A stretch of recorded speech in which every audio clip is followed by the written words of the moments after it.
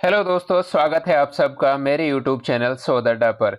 जी हाँ दोस्तों, बहुत बड़ी एक्साइटमेंट है आप सब लोगों के लिए, खास तौर से उन सब कैंडिडेट के लिए जो बहुत टाइम से मुझे मैसेज कर रहे थे या फिर यूट्यूब पे कमेंट कर रहे थे या फिर जो है टेलीग्राम पे जो है कनेक्ट हो रखे थे और पूछ रहे थे बार बार कि आईसीएसआर की जो डॉक्टरल फेलोशिप है पीएचडी के लिए मिलती है वो कब आएगी। दोस्तों, आपका इंतजार खत्म हो चुका है और अगर किसी को इस इंफॉर्मेशन के बारे में नहीं पता है तो प्लीज उन तक भी इस वीडियो को जरूर शेयर करना। अभी अभी ये इंफॉर्मेशन आई है आईसीएसआर का जो ऑफिशियल पेज है उस पे कि जो आईसीएसआर डॉक्टरल फेलोशिप देता है हर साल पीएचडी करने वाले कैंडिडेट को, तो उसकी जो नोटिफिकेशन है ऑफिशियल वो आ चुकी है। और आपको मैं इस वीडियो में डिटेल से बताऊंगा कि ये जो फेलोशिप है इसमें कौन कौन एलिजिबल है, कितने सब्जेक्टों में ये जो है आईसीएसआर की फेलोशिप मिलती है, आपको इसमें अमाउंट कितना मिलेगा, आपको अप्लाई कैसे करना है, जब आप फॉर्म फिल कर रहे होंगे तो फॉर्म फिल करते वक्त आपको क्या क्या चीजें फिल करनी है, क्या क्या चीजें रिक्वायर्ड हैं, कौन कौन से डॉक्यूमेंट है जो आपको आज से ही बनवाने हैं इस फेलोशिप को अप्लाई करने से पहले। हर एक चीज में डिटेल से बताऊंगा, कितना अमाउंट मिलता है इसमें, कब से मिलेगा, कब शॉर्टलिस्ट होगा, क्या क्राइटेरिया होगा, इसका सिलेक्शन का क्या क्राइटेरिया है। तो आप इस वीडियो को अंत तक जरूर देखिए, मैं आपको एक एक स्टेप डिटेल से बताने वाला हूं। इससे पहले भी मैंने लास्ट ईयर वीडियो बनाई थी, उसमें मैंने डिटेल से बताया था, तो आप इस वीडियो को देखिए। जी हाँ दोस्तों, हम हैं ऑफिशियल वेबसाइट पे। अगर मैं आपको दिखाऊं तो देखिए, ये call for the application for ICSR doctoral fellowship for the financial year 2023-24, यानी इस साल 2023-24 के लिए आईसीएसआर की जो डॉक्टरल फेलोशिप है वो आ चुकी है। इस पे मैंने क्लिक किया है, ये देखिए आईसीएसआर जो फेलोशिप देता है पीएचडी कैंडिडेट के लिए यानी डॉक्टरल फेलोशिप, वो 3 तरीके की होती है। पहले मैं आपको बताता हूं वो क्या क्या होती है और इस बार जो दे रहा है वो भी कौन कौन सी है। एक होती है फुल टर्म डॉक्टरल फेलोशिप, दूसरी होती है हमारी शॉर्ट टर्म डॉक्टरल फेलोशिप, तीसरी होती है हमारी कंटिजेंसी ग्रांट फेलोशिप। ठीक है, इन तीनों के बारे में डिटेल से बताऊंगा कि इन जो है तीनों में क्या क्या अमाउंट होता है, कौन कौन अप्लाई कर सकता है, क्या क्या इनके लिए जो है डॉक्यूमेंट रिक्वायर्ड होते हैं, हर एक चीज में बताऊंगा। देखिए, सबसे पहले मैं बात करना चाहता हूं इस फेलोशिप का कि ये फेलोशिप जो है कहां आपको इसकी डिटेल्स मिलेंगी और कहां पे आपको ये अप्लाई करना है। सबसे पहले मैं अगर आपको बताऊं कि आपको अगर इस फेलोशिप की जानकारी चाहिए तो ये वेबसाइट जो है www.icsr.organization स्लेश डॉक्टरल फेलोशिप, इस पे आपको क्लिक करना है गूगल पे या फिर आईसीएसआर की ऑफिशियल वेबसाइट पे जाना है। वहां पे आपको ये वाली जो फेलोशिप का नोटिस है ऑफिशियल वो आपको मिल जाएगा और वो जो सारी की सारी डिटेल हैं इस फेलोशिप से रिलेटेड वो सारी आप जो है पा सकते हैं। अब हम इंपॉर्टेंट बात करते हैं कि आपको जो ऑनलाइन एप्लीकेशन फॉर्म है वो कौन सी ऑफिशियल वेबसाइट पे जो है फिल करना है। क्या ऑफलाइन इसका जो एप्लीकेशन फॉर्म फिल होता है या ऑनलाइन होता है। पहले तो मैं आप सबको एक क्लियर कर देता हूं कि जो ये वाली फेलोशिप है इसका ऑनलाइन फॉर्म फिल होता है। फिर जो वो ऑनलाइन फॉर्म आप फिल करते हैं उसका आप प्रिंट लेते हो, जब आप सेलेक्ट हो जाते हैं तो उस टाइम आपको जो है वो क्या है आईसीएसआर को भेजना होता है। वो सारी चीज में डिटेल से बताऊंगा। उससे पहले मैं बताता हूं कि आपको जो ऑनलाइन एप्लीकेशन फॉर्म है वो इस वाली वेबसाइट पे जाना है। यहां पे जाके आपको इस वाली लिंक पे ओपन होगा एप्लीकेशन फॉर्म ऑनलाइन और वो आपको फिल करना है। अब इंपॉर्टेंट बात यह है कि वो फिल कैसे करना है, उसके अंदर क्या क्या चीजें आपको देनी है, कौन कौन से डॉक्यूमेंट अपलोड करने हैं, कैसे होगा, वो सारी चीजें आप जब इस वीडियो को अंत तक देखेंगे तो हर एक डाउट आपका क्लियर हो जाएगा। इस वेबसाइट पे आप जाओगे तो आपका एप्लीकेशन फॉर्म फिल हो जाएगा। ठीक है, यानी ओपन हो जाएगा, यहां से आपको फिल करना है। अब आती है इंपॉर्टेंट बात कि इसकी जो लास्ट डेट है वो क्या है, ये कब से स्टार्ट हो रही है और कब तक आप अप्लाई कर सकते हो। दोस्तों, आज 9 तारीख है यानी 9 अक्टूबर है। ये जो फेलोशिप है इसके एप्लीकेशन फॉर्म कल से स्टार्ट हो रहे हैं। ठीक है, यानी 10 अक्टूबर 2023 से स्टार्ट हो रहे हैं और जो इसकी एप्लीकेशन फॉर्म की लास्ट डेट है वो है आपकी 27 अक्टूबर, यानी इन्हीं दिनों सिर्फ आपके पास 17 दिन है। 17 दिन में आपको जितने भी रिक्वायर्ड डॉक्यूमेंट है वो सारे बनाने हैं। एक एक डॉक्यूमेंट मैं आपको पिक्चर जो है शो भी करूंगा, इसमें दिखाऊंगा भी और जो है बताऊंगा भी वो कहां से बनेगा, कैसे बनवाना है। फिर भी स्टिल आपके कोई भी डाउट आएंगे, मैं आपके साथ जो है 100% सपोर्ट करूंगा, अपने टेलीग्राम से जुड़ के भी और जो है कमेंट बॉक्स में अगर आप कमेंट करोगे उसमें भी। इसलिए आप इसको अंत तक जरूर देखो, ठीक है। तो पहली चीज तो ये क्लियर हो गई कि ये जो फॉर्म है आपका ऑनलाइन एप्लीकेशन फॉर्म है, ऑनलाइन इस वाली वेबसाइट पे जाके अप्लाई करना है। दूसरा जो आपको डाउट है कि ये फॉर्म कब से कब तक अप्लाई हो रहा है, आज ही इसका नोटिफिकेशन आया ऑफिशियल, ये कल से अप्लाई हो रहे हैं और 27 तारीख तक, यानी जो इस मंथ की 27 तारीख है, आपके पास इन बिटवीन 17 दिन बचते हैं, ठीक है। तो वो आपको अप्लाई करना है इन्हीं दिनों, ठीक है। अब इसको दे कौन रहा है, इसको आईसीएसआर दे रहा है, ठीक है। वो आपको पता ही है कि आईसीएसआर इसको दे रहा है। इंपॉर्टेंट डेट देखो, ऑनलाइन की जो इंपॉर्टेंट डेट है ऑनलाइन सबमिशन की वो 10 अक्टूबर से स्टार्ट है, ठीक है। और क्लोजिंग डेट क्या है आपकी 27 अक्टूबर है। जो आपको हार्ड कॉपी देनी है एप्लीकेशन फॉर्म की वो अब कब तक देनी है आपको, 6 नवंबर तक। यानी जो नवंबर है अक्टूबर के नेक्स्ट मंथ जो है आपको पूरा टाइम मिलेगा एप्लीकेशन फॉर्म फिल करने के बाद अपनी हर एक डॉक्यूमेंट जो आप एप्लीकेशन के टाइम में सबमिट करोगे वो हर एक डॉक्यूमेंट प्लस एप्लीकेशन फॉर्म उनको आपको क्या करना है, उसको हार्ड कॉपी को भी क्या करना है, सेंड करना है, ठीक है। कहां करना है, कैसे करना है, वो सारी डिटेल मैं आपको बताने वाला हूं, ठीक है। और कितने सब्जेक्टों में मिलेगी, कितनी मिलेगी फेलोशिप, हर एक चीज देखिए अब मैं आपको स्टेप बाय स्टेप बताता हूं, क्योंकि मैंने ये खुद अप्लाई की इस फेलोशिप को, इसलिए मुझे एक एक डॉक्यूमेंट का एक एक प्रोसेस का पता है। Just wait. हाँ,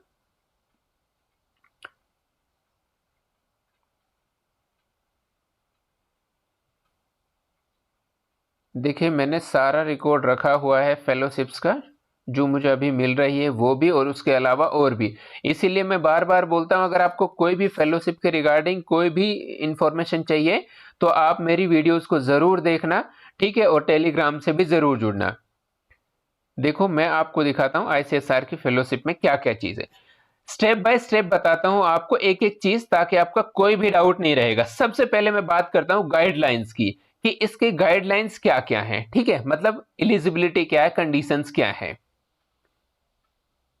देखिए इस फेलोशिप को आईसीएसआर देता है, ठीक है, ये बात आपको पता ही है। सबसे पहले ये जो फेलोशिप मिलती है ये सिर्फ और सिर्फ उन कैंडिडेट को मिलती है जो पीएचडी में कहीं ना कहीं एडमिशन लिए हुए हैं, ठीक है। ये इसकी पहली कंडीशन है, इसीलिए इसको डॉक्टरल फेलोशिप बोलते हैं, क्योंकि ये पीएचडी वालों के ही लिए मिलती है सिर्फ, ठीक है। अब इंपॉर्टेंट बात यह है कि किन किन सब्जेक्टों में मिलती है, क्या आपका सब्जेक्ट इनमें आता है कि नहीं, क्या आप भी एलिजिबल हो कि नहीं इस फेलोशिप को अप्लाई करने के लिए, तो वो मैं आपको बता रहा हूं। आप इसको बहुत ध्यान से सुनिए। अगर आप कोई भी ऐसे कैंडिडेट है जो इकोनॉमिक्स से है या डेवलपमेंट स्टडीज से हैं तो आप एलिजिबल हैं। वहीं पे अगर आप कोई भी कैंडिडेट है जो मैनेजमेंट से है या फिर कॉमर्स से है या सोशोलॉजी से है या सोशल वर्क से है या सोशल एंथ्रोपोलॉजी से है या कल्चरल स्टडीज से है या संस्कृत स्टडीज से है या सोशियो फिलोसॉफिकल स्टडीज से है या सोशियो लिंग्विस्टिक से है, ठीक है, सोशल लिंग्विस्टिक, या फिर जेंडर स्टडीज से है या हेल्थ स्टडीज से है या पॉलिटिकल साइंस से है या इंटरनेशनल स्टडीज से है या पब्लिक एडमिनिस्ट्रेशन से है या फिर जो है डायस्पोरा स्टडीज से है या national security and strategic science से है या फिर आप एजुकेशन से है या सोशल साइकोलॉजी से है या लीगल स्टडीज से है या सोशल ज्योग्राफी से है या फिर एनवायरमेंटल स्टडीज से है या मॉडर्न सोशल हिस्ट्री से है या मीडिया स्टडीज से है या लाइब्रेरी साइंस से है। अगर इन 25 में से आपका कोई भी सब्जेक्ट है या इससे रिलेटेड सब्जेक्ट है तो आप भी अप्लाई कर सकते हो इस फेलोशिप को, और आपको ये मस्ट अप्लाई करनी चाहिए अगर आप फेलोशिप देख रहे हो लेने के लिए और आपके पास कोई भी फेलोशिप आज तक नहीं है नॉन नेट के अलावा। नॉन नेट यानी जिनको 8,000 मिलता है वो, उसके अलावा, ठीक है। अब हम बात करते हैं कि ये जो फेलोशिप है इसकी कैटेगरी क्या है, ठीक है। 3 टाइप की कैटेगरी है जो मैंने आपको बताई थी, ठीक है। एक कैटेगरी है जिसको हम बोलते हैं centrally administrated full term doctoral fellowship, जो ये फेलोशिप अभी आई है, ठीक है। दूसरी है institutional full term doctoral fellowship. ठीक है, ये मैं बताता हूं। सबसे पहले बताता हूं कि सेंट्रल जो आपकी एडमिनिस्ट्रेशन फुल डॉक्टरल फेलोशिप है ये क्या है, ठीक है, और इसको कौन देता है, क्या कंडीशंस है। ये जो फेलोशिप मिलते हैं ये पीएचडी कैंडिडेट्स के लिए मिलती है जिनका भी कहीं पे एडमिशन हो रखा है, ठीक है, पहली चीज। दूसरी इंपॉर्टेंट बात यह है कि इसमें जो आपकी एज है वो 40 साल से ज्यादा नहीं होनी चाहिए, बशर्ते कि आपके पास कोई कैटेगरी नहीं है जैसे एससी या एसटी। अगर आप कोई भी जनरल कैंडिडेट, अक्सर जनरल कैंडिडेट मुझे पूछते रहते हैं सर हमारे लिए भी क्या कोई फेलोशिप है। जी, आपके लिए गुड न्यूज है कि आपके लिए फेलोशिप आ चुकी है, और कोई भी कैंडिडेट जो 40 ईयर तक है वो अप्लाई कर सकता है। अगर आप कोई भी ऐसे कैंडिडेट हो जो एससी से हैं या एसटी से हैं, उनके लिए 40 ईयर से प्लस में 5 ईयर का और रिलैक्सेशन है, यानी आप जो है 45 ईयर तक इस फेलोशिप को ले सकते हैं। वहीं पे अगर आप कोई ऐसे कैंडिडेट हो जिनको डिसेबिलिटी है किसी तरीके की कोई भी, तो उनके लिए भी रिलैक्सेशन है 5 साल का, ठीक है। अब इंपॉर्टेंट बात यह है कि अगर आपको जो है ये फेलोशिप लेनी है तो आपके परसेंटेज क्या होना चाहिए, ठीक है। तो अगर आप कोई भी ऐसे कैंडिडेट हो जो जनरल में हो, ठीक है, तो उनके लिए 45 परसेंटेज जो है होनी चाहिए कंपलसरी ग्रेजुएशन में, और 55% होनी चाहिए किस में, पोस्ट ग्रेजुएशन में, ठीक है। अगर आपकी 45 परसेंटेज ग्रेजुएशन में नहीं है और 55 परसेंटेज जो है पोस्ट ग्रेजुएशन में नहीं है, तो भी आप एलिजिबल नहीं हो, ठीक है। इसके अलावा अगर आप कोई भी ऐसे कैंडिडेट हो जो किसी न किसी कैटेगरी में फॉल होता है, चाहे एससी में या एसटी में या फिजिकली हैंडीकैप में या ओबीसी में, तो उसको इसमें भी अगेन 5% का जो है रिलैक्सेशन है, यानी 45 परसेंटेज की जगह उसको 40% चाहिए ग्रेजुएशन में और 50% चाहिए पोस्ट ग्रेजुएशन में, ठीक है। अब हम बात करते हैं क्या इसके लिए नेट या जेआरएफ या स्लेट या सेट किसी टाइप का कोई एग्जाम कंपलसरी है कि नहीं है। देखो दोस्तों, नेट स्लेट जो है किसी भी तरीके का इसमें कोई भी कंपलसरी रिक्वायरमेंट नहीं है, ठीक है। ये मैं दिखाता हूं यहां पे, submission of NET SLET certificate is mandatory to square weightage in assessment. Weightage मिलेगा लेकिन कंपलसरी नहीं है, ठीक है। ये बहुत क्लियर है, यहां पे लिखा हुआ है नेट स्लेट क्वालिफिकेशन, ये वाली चीज is not mandatory for eligibility purpose. इसके लिए एलिजिबिलिटी के लिए आपको नेट स्लेट सेट कुछ नहीं चाहिए, सिर्फ आप पीएचडी में एनरोल्ड चाहिए हो। आपकी एज जो है 40 साल तक होनी चाहिए, अगर आपकी कैटेगरी है तो 45 साल तक होनी चाहिए। आपके पास मार्क्स होने चाहिए 45 परसेंटेज ग्रेजुएशन में, 55 परसेंटेज पोस्ट ग्रेजुएशन में। अगर किसी भी तरीके की कैटेगरी है तो 5% कम मार्क्स आपको चाहिए। इसके अलावा जो है मैं बताता हूं आगे क्या रिक्वायरमेंट है इसके लिए, ठीक है। अगर कोई भी कैंडिडेट है जिसको ऑलरेडी कोई ना कोई फेलोशिप मिल रही है, जैसे मौलाना आजाद या नेशनल फेलोशिप या जेआरएफ या किसी न किसी इंस्टीट्यूट से या जो है कोई भी फेलोशिप, तो उसके लिए ये फेलोशिप जो है एलिजिबल नहीं है, यानी जो ऑलरेडी कोई फेलोशिप ले रहा है। अगेन मैं क्लियर कर देता हूं आपको कि वो फेलोशिप कंसिडर नहीं होती है जो यूनिवर्सिटी 8,000 अमाउंट देती है। कहीं पे स्टेट यूनिवर्सिटी में उसको यूआरएस बोलते हैं, ठीक है, जो 14,000 भी होती है, ज्यादा भी हो सकती है। इसी तरीके से सेंट्रल यूनिवर्सिटीज में हर जगह नॉन नेट फेलोशिप उसको कहते हैं, 8,000 मिलती है। अगर आप वो वाली फेलोशिप ले रहे हो तो आप एलिजिबल हो, क्योंकि वो फेलोशिप कंसिडर नहीं की जाती, वो आपका इंस्टीट्यूट दे रहा है पीएचडी करने के लिए, क्योंकि आपके पास नेट जेआरएफ और कोई भी फेलोशिप नहीं है और आप पीएचडी कर रहे हो इसलिए वो दे रहा है, तो वो कंसिडर नहीं होगी। लेकिन उसके अलावा कोई भी फेलोशिप है आपके पास तो आप इस फेलोशिप के लिए एलिजिबल नहीं है। अब मैं बात करता हूं इसका कि institutional full term doctoral fellowship क्या है। देखो, जो ऊपर वाली थी सेंट्रल वाली, सेंट्रल एडमिनिस्ट्रेशन, ये देता है आईसीएसआर खुद, ठीक है, कि जो आईसीएसआर इंस्टीट्यूट है रिसर्च के लिए वो खुद फेलोशिप देता है इसको। और इसमें क्या डिफरेंस है इंस्टीट्यूशन वाली जो अभी आई नहीं है, ठीक है, क्योंकि अभी जो है 3 ही टाइप की आई है, सी आई है, डी आई है और ए आई है, ये वाली नहीं आई। ये आ सकती है इन्हीं दिनों कभी भी या नेक्स्ट मंथ भी आ सकती है। इंस्टीट्यूशन का सिंपल मतलब ये है कि जो आईसीएसआर से जिनको एफिलिएशन मिल रखा है, जिन जिन इंस्टीट्यूट्स को, जो रिसर्च इंस्टीट्यूट्स है, वो आपको इस फेलोशिप को देंगे, आईसीएसआर नहीं देगा। आईसीएसआर के अंडर आपको ये फॉर्म भरना है, सिर्फ जो आप फॉर्म भरोगे, जैसे अभी भर रहे हो, लेकिन ये देगा वो इंस्टीट्यूट। फॉर एग्जांपल आप कोई इंस्टीट्यूट है हैदराबाद का जो आईसीएसआर के अंडर काम करता है, ये एफिलिएशन है उसका, ठीक है, तो वो आपको इस फेलोशिप को देगा, आपको जो लिस्ट में नाम आएगा उस आईसीएसआर के जो है इंस्टीट्यूट के थ्रू आएगा, वही फेलोशिप देगा, ठीक है। अब हम बात करते हैं सेंट्रली एडमिनिस्ट्रेटेड जो है शॉर्ट टर्म फेलोशिप क्या है। ये जो शॉर्ट टर्म फेलोशिप है ये उन स्टूडेंट्स के लिए है जो है फुल टाइम पीएचडी के लिए एनरोल्ड है, लेकिन उनके पास इतना टाइम नहीं है कि उनकी पीएचडी में 2 साल बचे हों, क्योंकि जो फेलोशिप है ये 2 साल तक मिलती है। आगे मैं बताऊंगा डिटेल से कितने साल तक मिलती है, ठीक है। यहां पे भी मैंने बता रखा था ये ऊपर यहां पे, ठीक है, ये कितने साल मिलती है। तो बहरहाल जो ये शॉर्ट टर्म है ये उन सब स्टूडेंट के लिए है जिनका पीएचडी में 1 साल या 1 साल से कम बचा है, वो इसके लिए एलिजिबल है, वो अप्लाई कर सकते हैं और उनको करना चाहिए, ठीक है।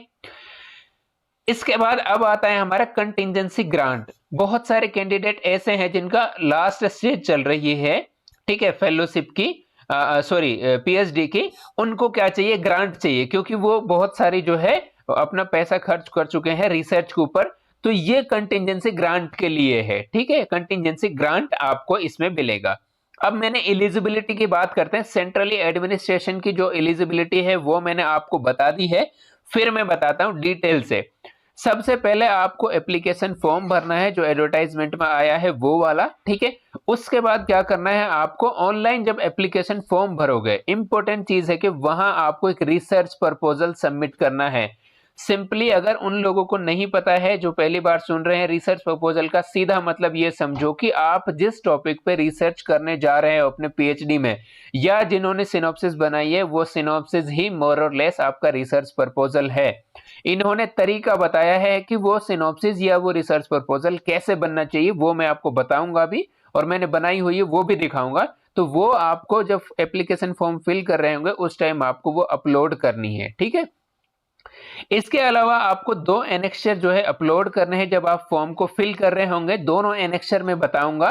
एक जो एनेक्सचर है वो आपका इंस्टीट्यूशन के लिए होगा, यानी जो इंस्टीट्यूट आपको परमिशन दे रहा है कि हाँ हमारा ये स्टूडेंट, ये स्कॉलर, ये बच्चा इस फेलोशिप के लिए ट्राई कर रहा है, उसकी परमिशन के लिए एक एनेक्सचर होता है। उसका डिटेल में बात करूंगा मैं, और ये भी बात करूंगा वो कैसे बनेगा, कहां से बनेगा। दूसरा जो एनेक्सचर है वो बनेगा आपका सुपरवाइजर के, यानी जिसके अंडर आप पीएचडी कर रहे हो या करने जा रहे हो उस सुपरवाइजर की डिटेल्स के लिए एनेक्सचर है, ठीक है, ये आपको करना है।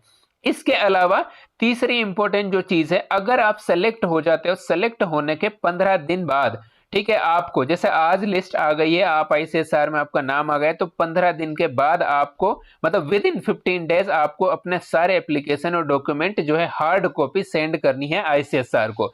इस बार रूल चेंज किया है। इस बार क्या किया है कि आपको पहले से डेट दे रखी है कि आपको 6 नवंबर तक हार्ड कॉपी सेंड करनी है। जैसे आज आप एप्लीकेशन फॉर्म फिल करते हो, ठीक है, तो आपको जो है 6 नवंबर तक एप्लीकेशन फॉर्म जो फिल किया है वो प्लस में जो डॉक्यूमेंट लगाए वो सारे के सारे आपको स्पीड पोस्ट या पोस्ट ऑफिस के थ्रू भेजने हैं, ठीक है।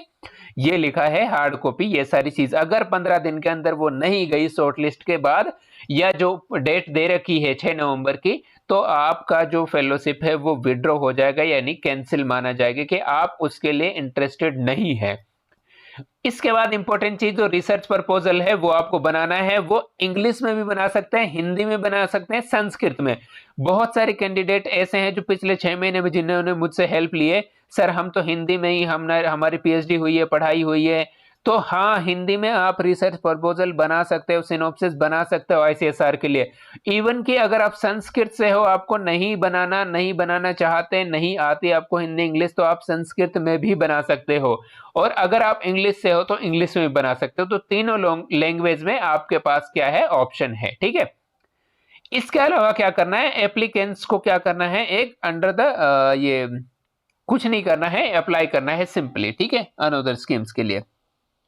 अब मैं बात करता हूं कि ये जो फेलोशिप है ये मिलती कैसे है, ठीक है, इसका प्रोसेस क्या होता है शॉर्टलिस्ट होने का। तो आप देख लीजिए, क्या आप भी इसके लिए जो है शॉर्टलिस्ट हो सकते हैं कि नहीं हो सकते।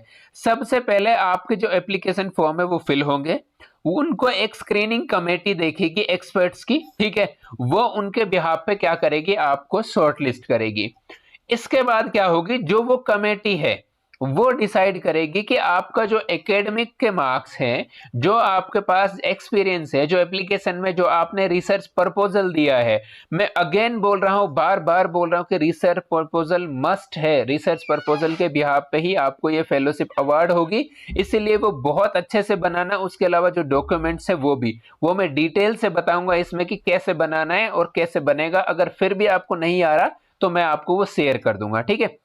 इसके अलावा अगर जो है उनको लगा कि शॉर्ट लिस्ट के लिए आपको जो है प्रेजेंटेशन देनी है या वाइवा देना है, यानी इंटरव्यू देना है और प्रेजेंटेशन देनी है, इन केस फॉर एग्जांपल अगर 500 सीट्स है, कैंडिडेट इतने आ गए कि 500 से ज्यादा, ठीक है, और उनको लगा कि कंपटीशन इतना ज्यादा है कि बच्चे निकालने के लिए हमें जो है कंपटीशन से बाहर कैंडिडेट्स को करना है, तो प्रेजेंटेशन लेनी है, वाइवा लेना है, यानी इंटरव्यू लेना है, ताकि हम पता चला सके कौन वाकई एलिजिबल है, ठीक है।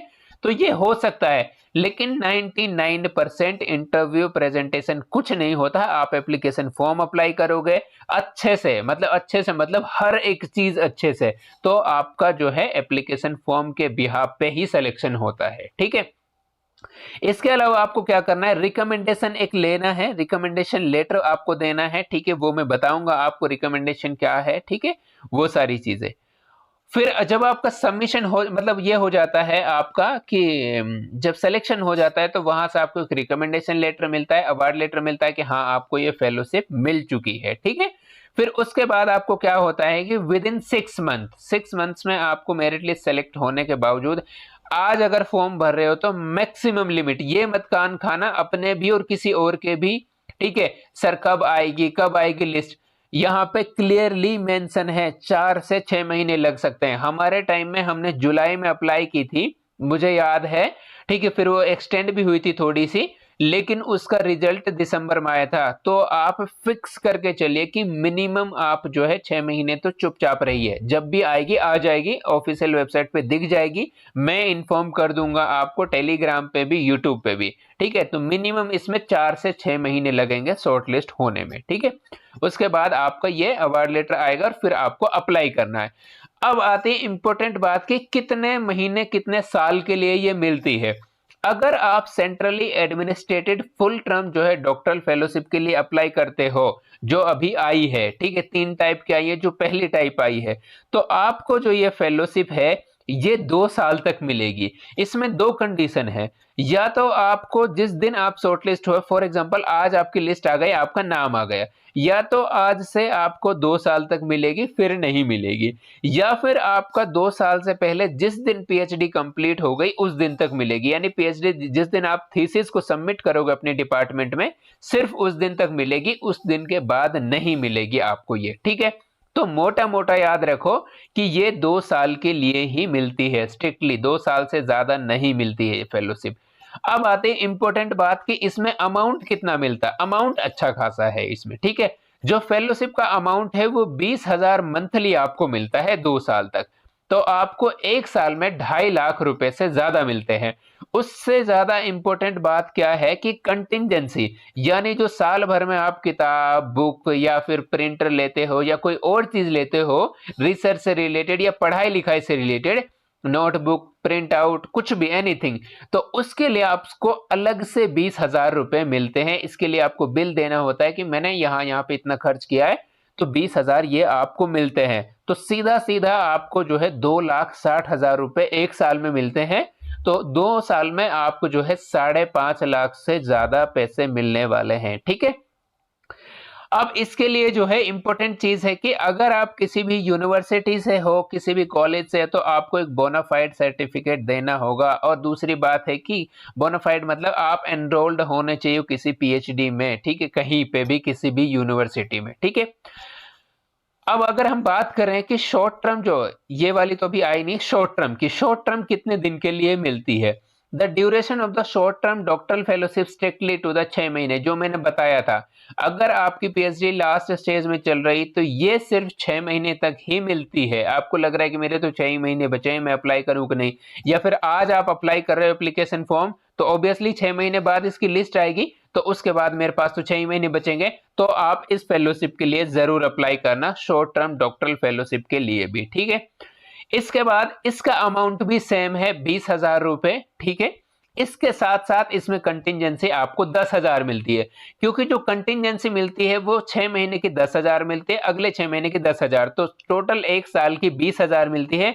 चूंकि ये जो है सिर्फ 6 महीने के लिए, तो इसलिए यहाँ पे कंटिंजेंसी सिर्फ 10,000 है। ठीक है, अब हम बात करते हैं कंटिंजेंसी ग्रांट को, कि आपको फेलोशिप नहीं चाहिए, आपका जो है एक्सपेंडिचर खर्च हो गया है, उसके लिए सिर्फ आपको अप्लाई करना है। ठीक है, रिसर्च में आपका पैसा खर्च हुआ है वो आपको लेना है वापस। ठीक है, फेलोशिप के थ्रू, तो उसके लिए आप अप्लाई कर सकते हो इसमें। ठीक है, कंटिंजेंसी ग्रांट में, इसमें आपको जो अमाउंट मिलता है वो 62,500 तक मिलता है। ठीक है, अगर आपने जो है 62,500 रुपए खर्च किए हैं अपनी पीएचडी के किसी भी काम पे, चाहे आप कहीं गए आए, फील्ड सर्वे किया, या आपने प्रिंट आउट निकाला, या बुक खरीदा, या क्वेश्चनियर किया, या कुछ भी किया, तो 62,500 तक पैसे आपको वापस मिल जाएंगे फेलोशिप के थ्रू आईसीएसआर से। ठीक है, तो ये था इसका।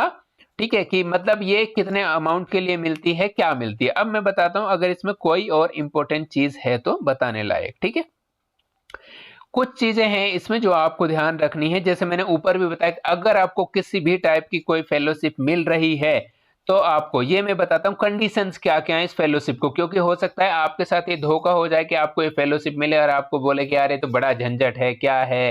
ठीक है, वो सारी चीजें। सबसे पहले जब आपको ये फेलोशिप मिलेगी तो हर 6 महीने में और हर साल, मतलब एनुअली भी और 6 मंथली आपको प्रोग्रेस रिपोर्ट देनी है। ठीक है, जो एक स्कॉलर के थ्रू यानी जिसको मिलेगी उसके थ्रू फिल होगी और वो फॉरवर्ड होगी आपके सुपरवाइजर के थ्रू, किसको, आपके जो भी आईसीएसआर का जो इंस्टीट्यूट है उसको। दूसरी कंडीशन ये है, अगर आप जो है किसी भी तरीके से इसको डिसकंटिन्यू करना चाहते हो या टर्मिनेट करना चाहते हो तो कर सकते हो, अगर आपको कोई और फेलोशिप मिल गई। फॉर एग्जांपल कोई ऐसा कैंडिडेट है जिसको ये फेलोशिप मिल गई, अब उसका जो है अच्छा मतलब लक है कि उसका जेआरएफ भी हो गई या कोई और फेलोशिप लग गई, नेशनल फेलोशिप और ओबीसी या एससी या एसटी या कुछ और, तो वो इस फेलोशिप को डिसकंटिन्यू कर सकता है, टर्मिनेट कर सकता है, चेंज कर सकता है। ठीक है, उसी टाइम क्विट कर सकता है। इसके अलावा अगर आपने कोई भी रूल रेगुलेशन में मिसकंडक्ट किया, ठीक है, तो आपकी जो ये फेलोशिप है डिसकंटिन्यू हो जाएगी, टर्मिनेट हो जाएगी उसी दिन। ठीक है, अगर आपने प्रोग्रेस रिपोर्ट नहीं दी, प्रेजेंटेशन नहीं दी एनुअल, तो भी आपका ये डिसकंटिन्यू हो सकता है। तो ये सारी सारी वो कंडीशन है। ठीक है, इसके अलावा क्या है, 2 साल तक ये फेलोशिप आपको मिलेगी। इस 2 साल में कंपलसरी है कि आपको एटलीस्ट 2 रिसर्च पेपर या तो वो स्कोपस में हो या यूजीसी केयर लिस्ट में पब्लिश करवाने ही करवाने हैं। जैसे फॉर एग्जांपल आज आपका लिस्ट में नाम आ गया, आज से लेकर 2 साल तक आपको 2 पेपर कंपलसरी हैं, यानी आपकी पीएचडी के दौरान, उन 2 साल के दौरान 2 पेपर होने चाहिए, चाहे वो केयर लिस्ट में हो, चाहे वो स्कोपस में है, और चाहे वो किसी भी एडिटेड बुक में हो, और उनकी एक एक कॉपी आपको सबमिट करनी है कहां पे, आईसीएसआर के थ्रू। ठीक है, इसके अलावा अगर आप कोई भी पेपर पब्लिकेशन करते हो इन दौरान जब आपको फेलोशिप मिल रही है, तो उसकी एक कॉपी आपको, पब्लिश की जो एक कॉपी है वो आपको एक्नॉलेज भी करनी है और देनी भी है, किसको, आईसीएसआर को। वहां पे ये भी एक्नॉलेज करनी है कि मुझे फेलोशिप मिल रही है मेरी पीएचडी के लिए और मेरे वर्क के लिए। ठीक है, वो आपको।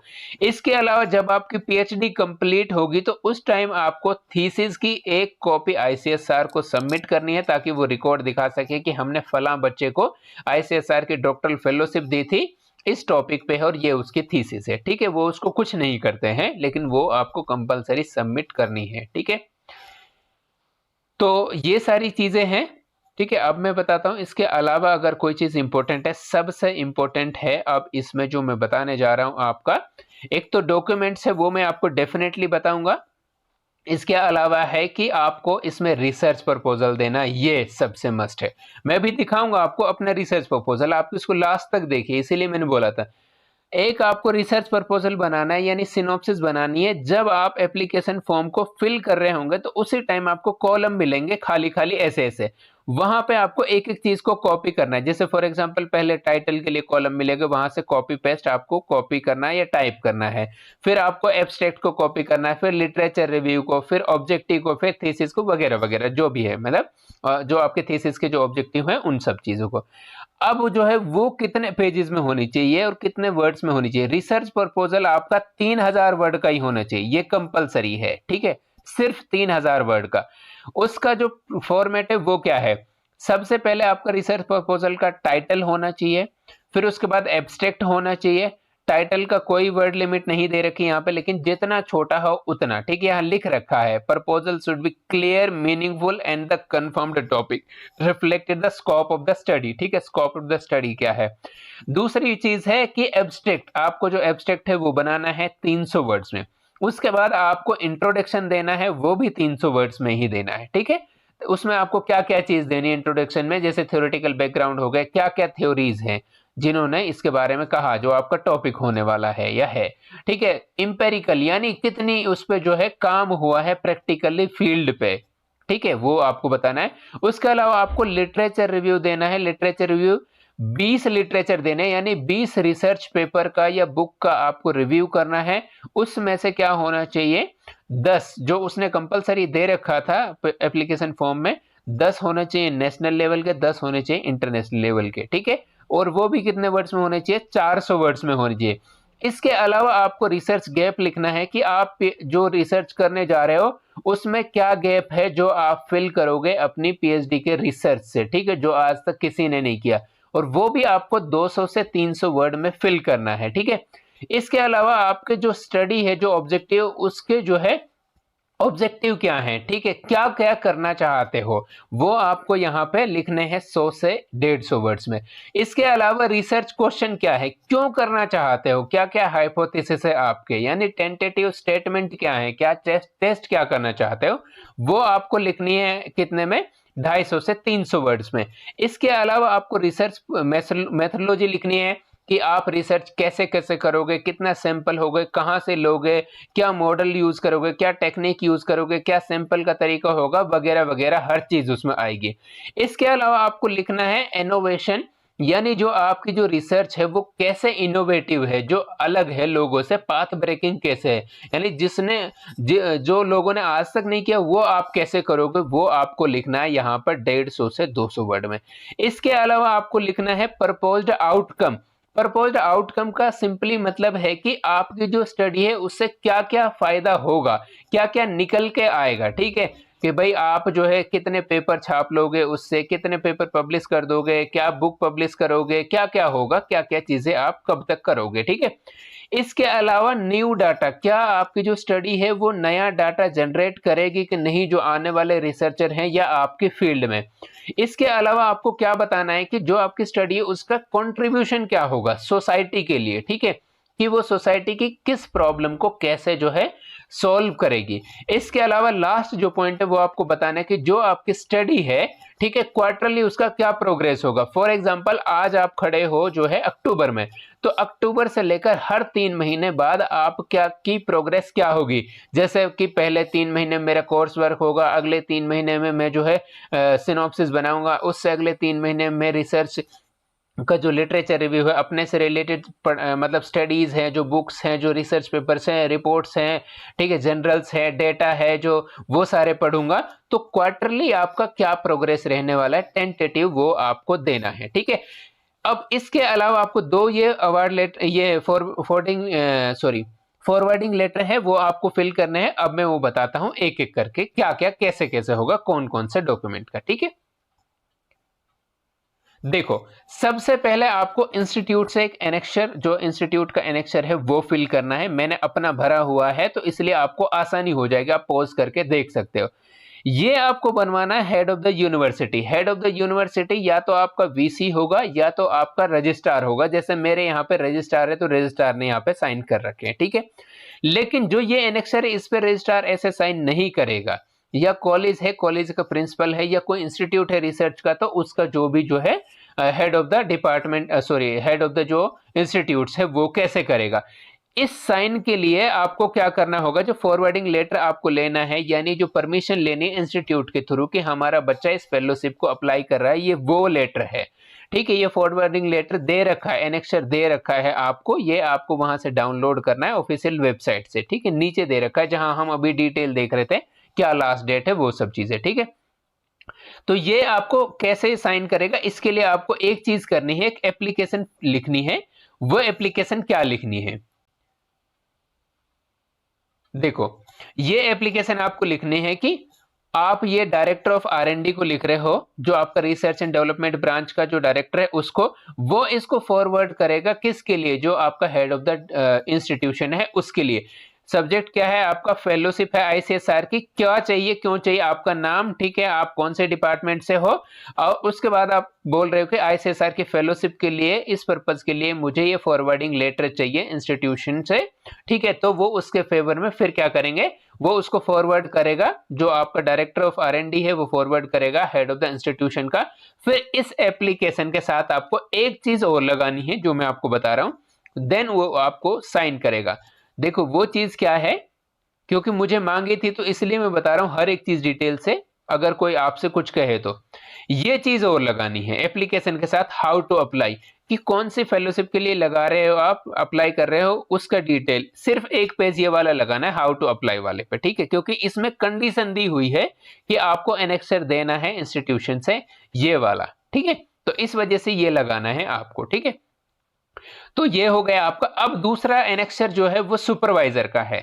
सुपरवाइजर का क्या एनेक्सर है कि जो आपका सुपरवाइजर है वो आपको परमिशन दे रहा है उस फेलोशिप को अप्लाई करने के लिए, ये जो है सुपरवाइजर के द्वारा साइन होगा। इसमें आपको अपने सुपरवाइजर की डिटेल देनी है, वो कौन है, किस पोजीशन पे, किस यूनिवर्सिटी में, कितने लोगों को अब तक PhD में सुपरविजन कर चुका है या कर रहा है, ठीक है, कितने को गाइड कर चुका है, कितने उसके जो है ये करंटली जो है कितने स्कॉलर हैं अभी, ठीक है, कितने के जो है वो डिग्री करवा चुका है, वो आपको फिल करनी है। उसके बाद आपको सुपरवाइजर से यहाँ पे साइन कराना है, ठीक है।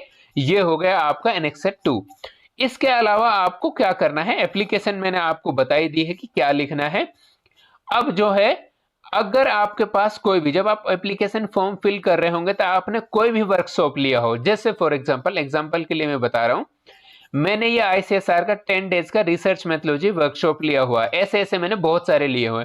तो आपने कोई भी जो वर्कशॉप ली हो या कोई भी ऐसा कॉन्फ्रेंस अटेंड किया हो या पेपर प्रेजेंटेशन किया हो, तो वो सारे के सारे लगाने हैं आपको अपने एप्लीकेशन फॉर्म के साथ, ठीक है। वहां पे आपको एक कॉलम मिलेगा कि आपको रिसर्च का एक्सपीरियंस है, क्या वर्कशॉप वगैरह वो सब चीज अटेंड की है, तो वहां पे ये अटैच कर देना, क्योंकि इसका इंपैक्ट होता है पॉजिटिव, ठीक है।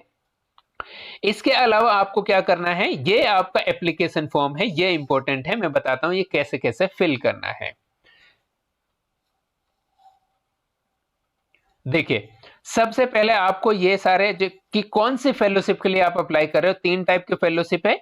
बेहतर है कि आप फुल टर्म जो फेलोशिप है आपकी सेंट्रली एडमिनिस्ट्रेशन, उसके लिए आपको यहां लिखना है फुल टर्म, ठीक है। वहां पे कॉलम आएंगे, मतलब वो ऑप्शन देगा कि 3 में से यहां पे ओपन होकर आएगा कि आपको करना है फुल टर्म वाला।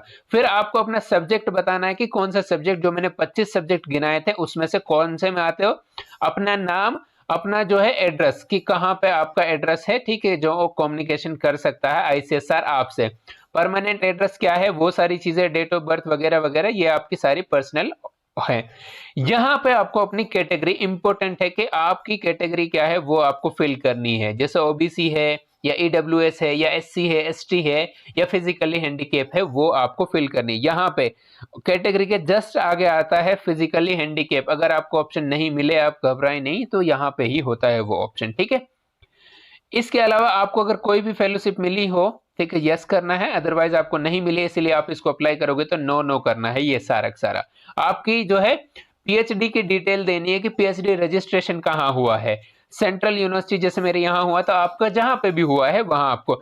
अब PhD रजिस्ट्रेशन का मतलब ये नहीं है कि कई जगह, देखो मैं एक डाउट क्लियर कर देता हूं, एक चीज होती है एडमिशन, एक चीज होती है एनरोलमेंट, एक चीज होती है रजिस्ट्रेशन। एडमिशन आपका उस दिन माना जाता है जिस दिन आपका जो है लिस्ट में नाम आए, फीस पे कर दी।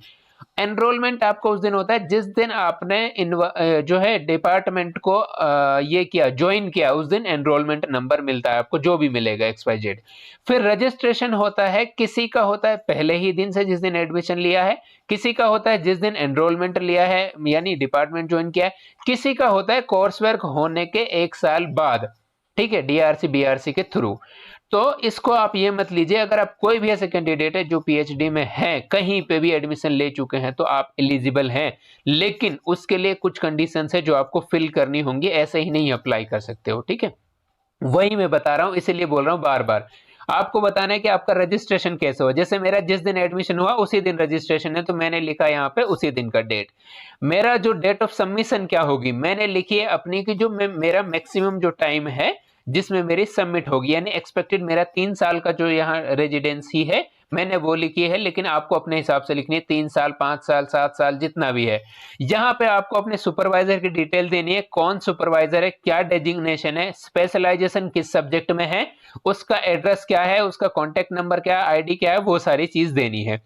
इसके अलावा आपको यहाँ पर एजुकेशन अपनी फिल करनी, ग्रेजुएशन में क्या है, जैसे मैंने बताया था कि मस्ट है कि अगर आप जनरल कैटेगरी से ग्रेजुएशन में 45% होने चाहिए और मास्टर्स में 55% होने चाहिए, तो ये सारी आपको फिल करनी है। उस टाइम जब मैंने भरा था ये 2 साल पहले, उस टाइम मेरा नेट नहीं था, तो इसलिए मैंने नॉट अवेलेबल लिखा, लेकिन मेरा जो है तब हो गया था लास्ट टाइम, फिर मैंने कभी अप्लाई नहीं किया और जरूरत भी नहीं पड़ी, क्योंकि किसी की सीट क्यों खराब करना। अगर आपके पास नेट है तो आप टिक कर देना, ठीक है, और उसकी डिटेल यहाँ फिल कर देना। आपके पास स्लेट है या सेट है तो उसकी डिटेल भी यहाँ फिल कर देना। हालांकि नेट और सेट स्लेट जो है इसके लिए जरूरत नहीं है इस फेलोशिप के लिए, लेकिन यह है कि आपको तवज्जो मिलेगी कि अगर दो कैंडिडेट हैं, दो कैंडिडेट में से एक चूज करना हो तो वहां पर थोड़ा सा प्रेफरेंस मिलेगा। कोई मार्क्स नहीं है इस चीज का, किसी भी तरीके का घबराने वाली कोई बात नहीं है।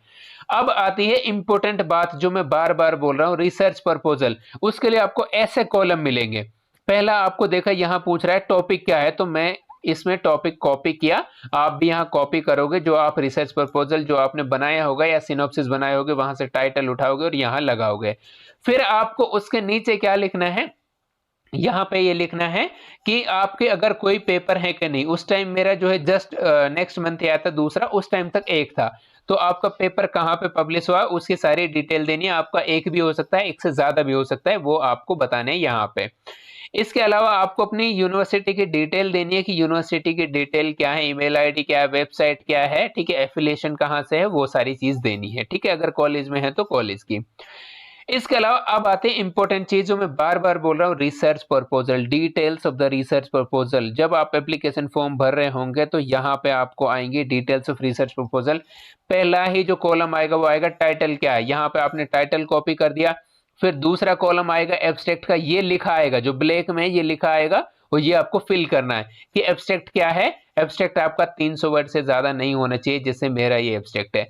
फिर आपसे पूछेगा इंट्रोडक्शन, इसका जो आपकी स्टडी है उसका इंट्रोडक्शन क्या है रिसर्च प्रपोजल का, वो आपको यहाँ पे डालना है कितना, वो भी अगेन 300 वर्ड्स का होना चाहिए, ठीक है।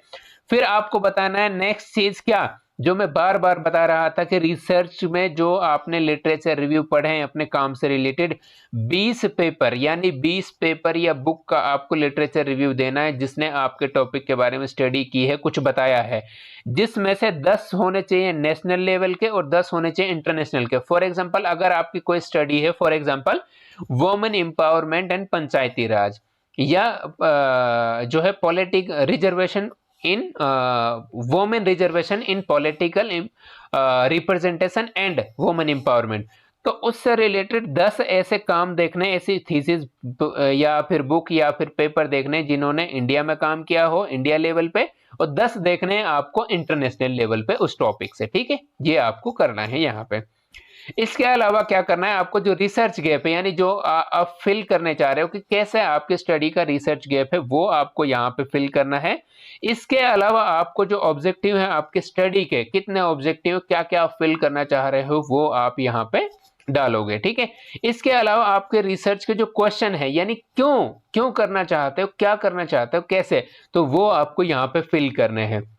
इसके अलावा जो आपकी रिसर्च की मेथोलॉजी है यानी जो आप पीएचडी थीसिस कर रहे हैं उसमें क्या मेथोलॉजी यूज करोगे, प्राइमरी डेटा या सेकेंडरी डेटा, वो डेटा होगा तो कहाँ से लोगे, फील्ड से जाके लोगे तो कौन से एरिया से, कौन से गांव से, कौन से डिस्ट्रिक्ट से, कौन से स्टेट से, कितने लोगों का, किस तरीके से, कौन सी सैंपलिंग की टेक्निक होगी, क्वेश्चनियर से या ऑनलाइन या ऑफलाइन या किस तरीके से, वो सारी डिटेल यहाँ देनी है। इसके अलावा आपको बताना है इनोवेशन या पाथ ब्रेकिंग की, आपका जो आइडिया है, आपकी जो रिसर्च है वो कैसे इनोवेटिव है, दूर मतलब लोगों से हटके कैसे है, ठीक है, वो आपको यहाँ पे बताना है, ठीक है। इसके अलावा आपको बताना है कि आपके जो प्रपोज्ड आउटकम है, यानी जो आप स्टडी करने जा रहे हो पीएचडी थीसिस की या रिसर्च की, उससे क्या क्या आपका जो है निकलने वाला है। जैसे मैं बता दूं कि मैंने बताया कि मेरे एक्सपेक्टेड जो है 6 पेपर आ जाएंगे या 3 पेपर आ जाएंगे इन 2 सालों में। मैं 2 चैप्टर लिख दूंगा अपने जो है थीसिस के, मैं डेटा एनालिसिस कर लूंगा वगैरह वगैरह, ये सारी चीजें, ठीक है। इसके अलावा आपको लिखना है कि कंट्रीब्यूशन क्या होगा, जो आपकी स्टडी है उस स्टडी से आपकी जो सोसाइटी उसको क्या फायदा मिलेगा, या जो रिसर्चर हैं आपकी फील्ड के या आपसे आपकी फील्ड से रिलेटेड या अदर्स, उनको क्या फायदा होगा, क्या कंट्रीब्यूट करेगी। इसके अलावा आपको लिखना है कि क्या आपकी जो स्टडी है वो डेटा को जनरेट करेगी कि नहीं। फॉर एग्जांपल आज तक किसी के पास इस बात का डेटा नहीं, किसी भी टॉपिक का, फॉर एग्जांपल कि भाई कितने ऐसे जो है एम्प्लॉयज हैं जो कच्चे हैं या पक्के हैं, ठीक है, किसी के पास डेटा नहीं है। आपने फील्ड सर्वे किया, आपने डेटा कलेक्ट कर लिया, तो क्या वो डेटा जनरेट करेगी कि नहीं आपकी स्टडी, वो आपको बतानी है, और करेगी तो कैसे करेगी। फिर उसके बाद बताना है आपको आपकी जो ये है स्टडी है उसका रेलेवेंस क्या होगा। ये सारी डिटेल्स आपको फिल करनी है। आपकी जो स्टडी है उसकी पॉलिसी रिकमेंडेशन क्या होंगी, इम्प्लीकेशन क्या होंगी, सोसाइटी पे कैसे अप्लाई होगी, वो सारी चीजें आपको बतानी है, ठीक है।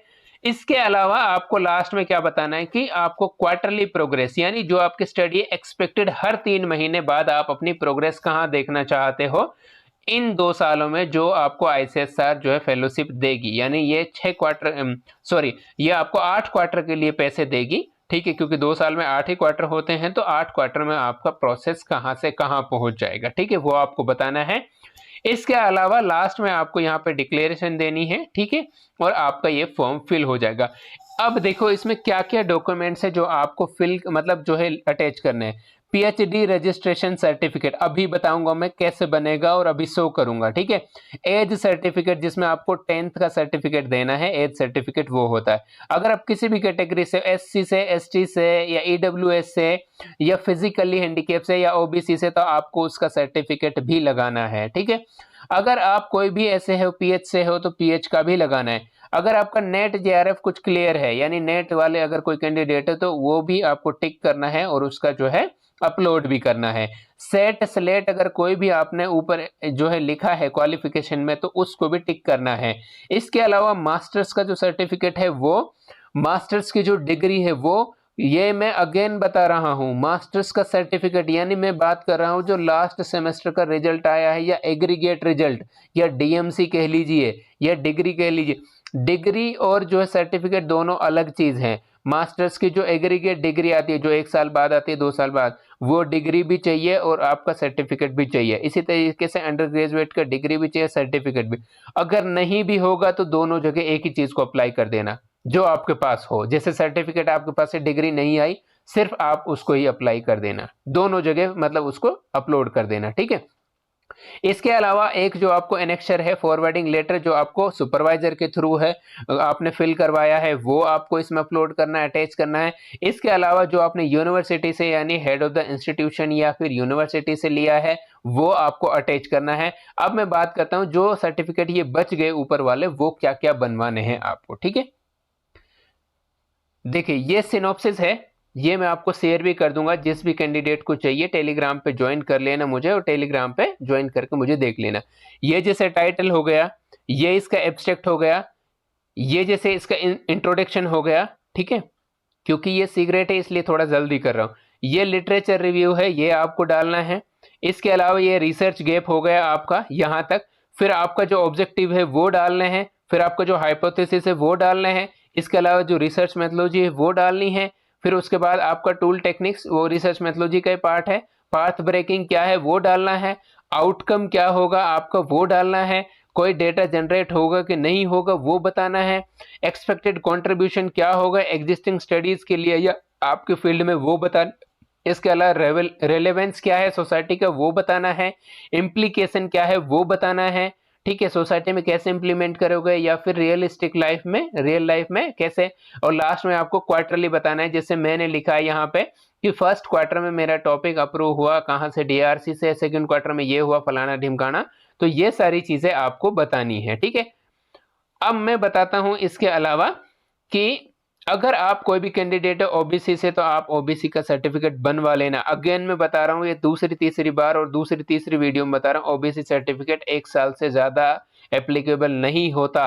अगर आपका ओबीसी सर्टिफिकेट 1 साल से ज्यादा ओल्ड है तो पहले ओबीसी का सर्टिफिकेट बनवा लो, 17 दिन है आपके पास, फिर इसको अप्लाई कर देना।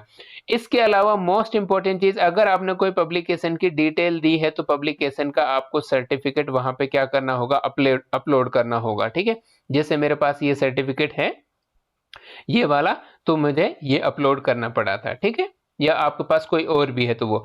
अब इंपॉर्टेंट चीज क्या है जिसके बिना ये अप्लाई नहीं होगा, पीएचडी रजिस्ट्रेशन। अगर किसी भी कैंडिडेट का रजिस्ट्रेशन नहीं हुआ है तो आप मुझे पर्सनली भी कांटेक्ट कर सकते हो। रजिस्ट्रेशन के लिए आपको सिंपली क्या करना है, एक जो है लेटर निकलवाना है, किसके थ्रू, जो आपका क्लर्क होगा आपके डिपार्टमेंट का, कि मैं ये स्कॉलर हूँ, ये मेरे फादर का नाम है, ये एनरोलमेंट नंबर है, ये मेरे टाइटल है, इस डिपार्टमेंट से हूँ, उस सुपरवाइजर के अंडर हूँ और मैं इस डिपार्टमेंट में क्या हो चुका हूँ, रजिस्टर्ड। ये देखो रजिस्टर्ड हो चुका हूं। ये रजिस्ट्रेशन सर्टिफिकेट मस्ट है। अगर ये नहीं है आपके पास तो अप्लाई नहीं कर सकते। अगर कर भी दिया तब भी आपको ये फेलोशिप नहीं मिलेगी, तो ये बनवा लेना। ठीक है, ये बन जाएगा बाय हैंड। ठीक है, एक दिन में, कुछ 1 घंटे में, आधे घंटे में बन जाएगा, ये बनवा लेना। इसको आप साइन करवा लेना अपना जो हेड ऑफ द डिपार्टमेंट है और जो सुपरवाइजर है उससे। ठीक है, ये तो आपका हो गया रजिस्ट्रेशन सर्टिफिकेट। अब इसके अलावा आपको एक और चीज चाहिए जो मैं बताता हूं। डॉक्यूमेंट में देखो मैंने क्या क्या चीजें डाली थी। सबसे पहले आपको एप्लीकेशन लगानी है, जो आपको इंस्टीट्यूशन के लिए चाहिए थी वो आपको लगानी है। ठीक है, इसके अलावा जो आप कंडीशंस हैं आपके आईसीएसआर के अप्लाई कर रहे हैं वो लगानी है। इसके अलावा आपको जो इंस्टीट्यूशन से जो आपको मिला है, ठीक है, परमिशन जो मिली है, एफिलिएशन मिली है हेड ऑफ द इंस्टीट्यूशन से, वो लगाना है। इसके अलावा आपको जो सुपरवाइजर से जो फॉरवर्डिंग लेटर मिला है वो लगाना है। इसके अलावा आपको क्या करना है कि डीआरसी मीटिंग हुई है, इन केस अगर आपकी डीआरसी मीटिंग नहीं हुई या बोर्ड ऑफ स्टडीज नहीं हुई कि जिसके थ्रू आपका टॉपिक रजिस्टर्ड है, तो ये ऑन द स्पॉट रिक्वेस्ट करके अपने हेड ऑफ द डिपार्टमेंट से, अपने सुपरवाइजर से ये बनवा लेना। ठीक है, कि आपका जो है डीआरसी मीटिंग हुई थी और उसमें जो है आपका टॉपिक अप्रूव हो गया था, ये मेरे डीआरसी मीटिंग का है, क्योंकि ये चाहिए उनको। ठीक है ये मेरा टॉपिक के लिए है। जैसे फॉर एग्जांपल मेरा टॉपिक यहाँ पे होगा, ये रहा, कि ये प्रूफ है कि हाँ ये डिपार्टमेंट में अप्रूव हो चुकी है। इसके अलावा आपको क्या करना है, ये आपका जो है टाइटल दे रखा है कि हाँ इस स्कॉलर का ये सामने है, ये टाइटल अप्रूव्ड है, ये लिखा जिट approved of the title of the synopsis, ये आपको करना है। इसके अलावा आपको लास्ट में क्या लगाना है, जो आपका रिसर्च प्रपोजल है या जो सिनॉप्सिस है वो लगानी है, देन आपको ये अपलोड कर देना है। ठीक है, और लास्ट में आपको इन सब चीजों की प्रिंट आउट ले लेना है। अगर आपने प्रिंट आउट नहीं लिया, क्योंकि अगर आप सेलेक्ट होते हो तो आपको ये विद इन 15 डेज के अंदर जो है उस वहां जाना चाहिए आईसीएसआर में। अगर ये नहीं गया तो आपकी ये फेलोशिप कैंसिल हो जाएगी। दूसरी बात ये कि इस बार कंडीशन चेंज की है, तो इस बार आपको ये जो हार्ड कॉपी, हमारे टाइम में चेंज नहीं थी, पिछले साल भी, ये जब आप शॉर्ट लिस्ट होते थे उसके 15 दिन बाद, यानी आज आपका लिस्ट में नाम आया, आज लिस्ट निकली है, आज के 15 दिन के अंदर अंदर आपका डॉक्यूमेंट और सारे एप्लीकेशन फॉर्म हर चीज जो है हार्ड कॉपी जानी चाहिए आईसीएसआर को। लेकिन इस बार नया रूल चेंज किया है, last date of receipt of hard copy of application, application की हार्ड कॉपी इस बार जो है 6 नवंबर तक आपको भेजना है आईसीएसआर के पास। अगर अभी भी स्टिल आपको कोई भी डाउट है तो आप मुझे कमेंट में, कमेंट बॉक्स में जो है कमेंट कर सकते हो। इसके अलावा टेलीग्राम का लिंक दे दूंगा मैं इस वीडियो में, तो आप मुझे टेलीग्राम पे ज्वाइन कर सकते हो और आप मुझे पर्सनली टेक्स्ट करके किसी भी तरीके की हेल्प ले सकते हो। इसके अलावा भी अगर आपको रिसर्च से रिलेटेड कोई भी हेल्प चाहिए, चाहे वो पेपर पब्लिकेशन से रिलेटेड चाहिए या वो अदर हेल्प हो, या आपको किसी अदर टाइप की फेलोशिप के लिए आप देख रहे हो, पीएचडी में हो, आपके पास कोई फेलोशिप नहीं है, या फिर इसके अलावा आप जो है असिस्टेंट प्रोफेसर के लिए या टीचिंग पोस्ट के लिए देख रहे हो, तो उन सब चीजों के लिए भी आप मुझे कांटेक्ट कर सकते हो। अगर आपको ये वीडियो पसंद आई है तो प्लीज इसको लाइक कीजिए एंड इस जो है चैनल को सब्सक्राइब भी कीजिए और शेयर भी कीजिए अपने दोस्तों के साथ, ताकि ये जो इन्फॉर्मेशन है मैक्सिमम लोग इसका फायदा ले सकें और अपना जो है वो कैरियर को, फ्यूचर को जो है ब्राइट बना सकें। Thank you so much for watching this video.